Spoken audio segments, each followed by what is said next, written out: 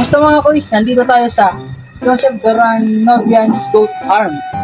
Matatagpuan sa San Miguel, Nabua, Camarines. Tara, papakita ko sa inyo yung mga klase, iba't ibang klase ng goat. Tara guys, tanongin natin kung magkano nakambing yung pinagbibenta nila po. Sir, magkano po yung isa nito kung ipagbebenta? Yung ganito, kaya lang 4 months pa lang to. Pag 5 months nito, 25,000 yun. Oh, grabe. Isang kambing lang yan. Pero pa, ang dami nito mga kambing. Tingnan nyo.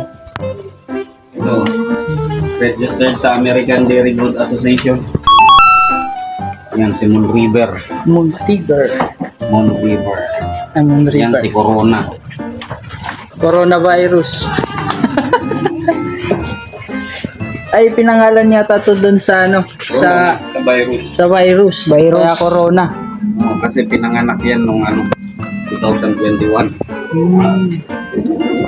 Ito, mga buntis din to si Bellatrix. Bellatrix. Hindi masyado kong tubo yung sumin niya. Pinapaso yan. Mga 2 weeks. Pagkapanganak, pinapaso ang para hindi pumapak. Mga kuys, kung sino yung gustong bumili, available po sila dito sa San Miguel, Nabua. Yan. Sige, para dito tayo sa kabila. Ingat-ingat lang at baka lumusot tayong tatlo. Takot pala sa tao to. Hindi kayo kilala eh.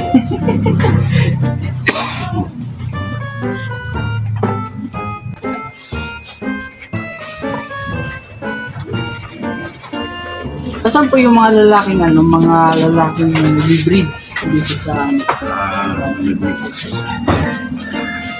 Dito yung toro ko kaya lang kaya ginagamot ko pa ito.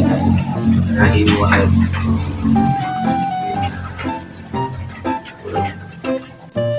5 months old anak ng imported yan. Yung nanay at tatay puro imported. 6 months pa lang po.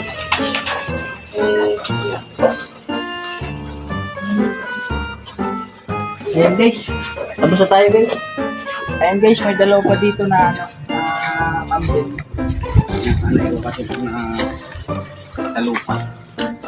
Ito daw ay sinasanay sa lupa.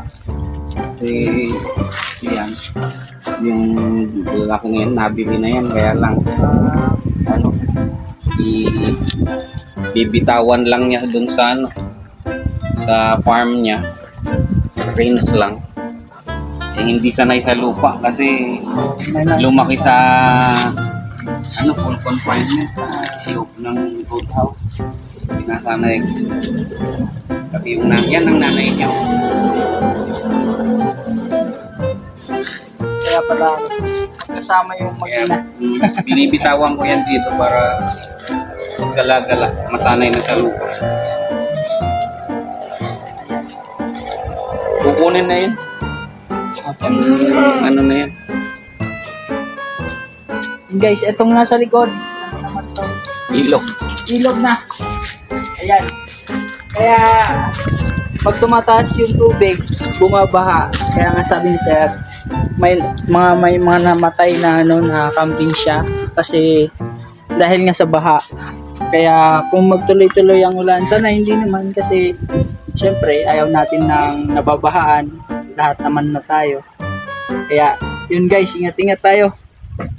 Yun guys, alam nyo na kung saan matatagpuan itong goat farm na to. Sa Barangay San Miguel, Nabua, Camarines Sur. So guys, ngayon pala, bago mag-end yung video, pwede pong pa-like, follow, and share naman po sa mga gustong makabili ng goat. Thank you and God bless.